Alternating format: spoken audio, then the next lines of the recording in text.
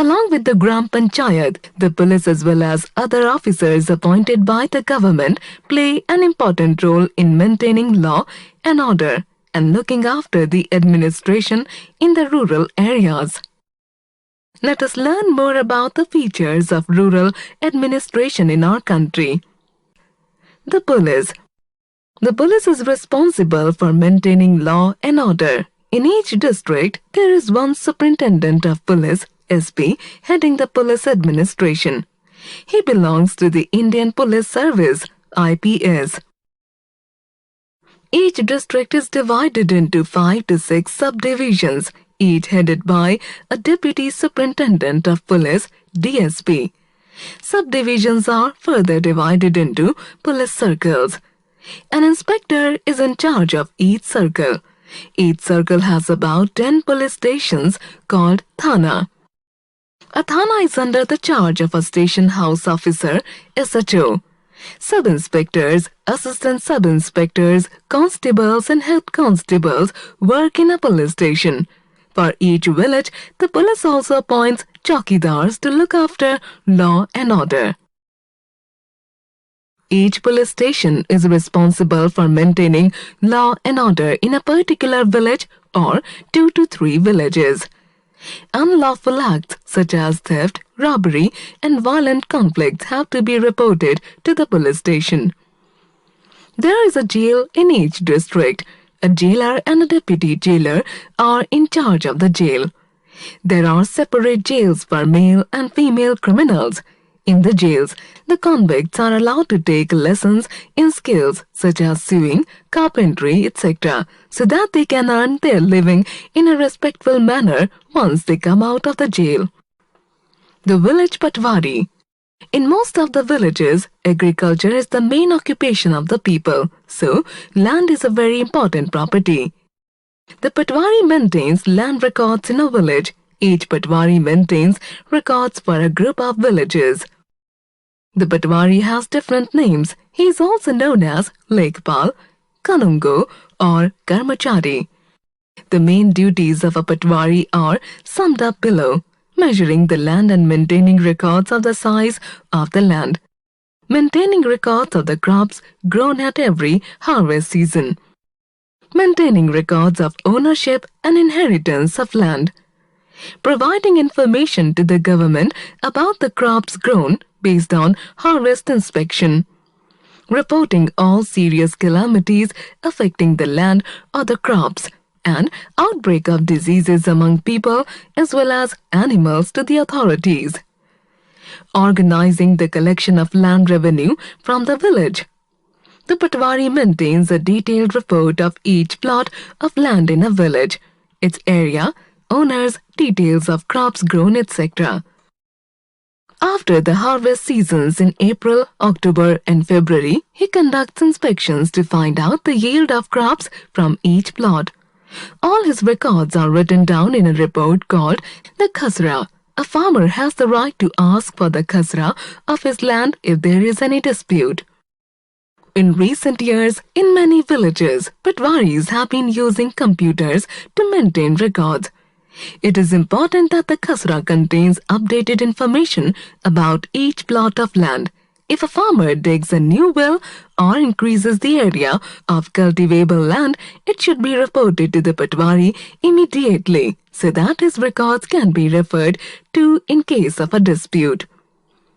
Last year there was one tube well in your plot. Where has that gone this year? No, sir. Actually, my brother has taken over a part of my land. So now the tube well is under him. How is that possible? I will have to measure your land again. Sir, shall I get you a ruler? Revenue collection.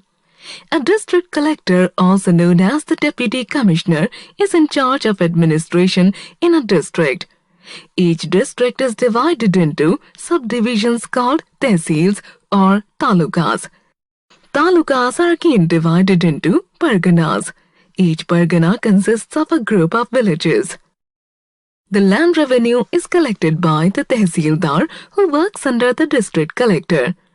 The tehsildar has the following functions: proper maintenance of the land records and collection of land revenue, supervising the work of the patwari, hearing all land-related disputes, ensuring that, if required, the farmers can easily obtain a copy of their land records.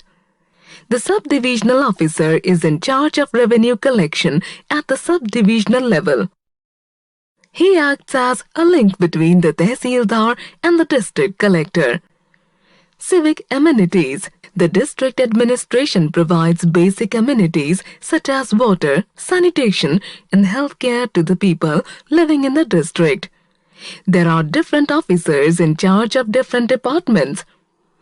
The district civil surgeon is the head of health services in a district. He supervises the working of various health centers and hospitals in the district. Most villages have a primary health center, PHC, under a medical officer. The state government appoints doctors and nurses for each health center in a district. The government also maintains schools and colleges in a district. The district education officer is responsible for the proper functioning of the schools. He periodically inspects different schools and other educational institutions in the district. The Public Works Department, headed by the executive engineer, looks after all work of construction and maintenance in a district. In case of natural calamities such as famines, floods or earthquakes, the district administration is responsible for providing relief to the people and also help in their rehabilitation. The district collector ensures that all the relief work is carried out efficiently in the district. The district collector. The district collector is the overall in charge of administration in a district. He also supervises the functioning of the Panchayati Raj institution. He supervises the elections to these local bodies and makes sure that elections are held in a free and fair manner. He can also send a report to the state government if he feels that the Panchayati Raj bodies are not working properly. For the smooth administration of a district, it is important that the local bodies as well as the government personnel work in close cooperation.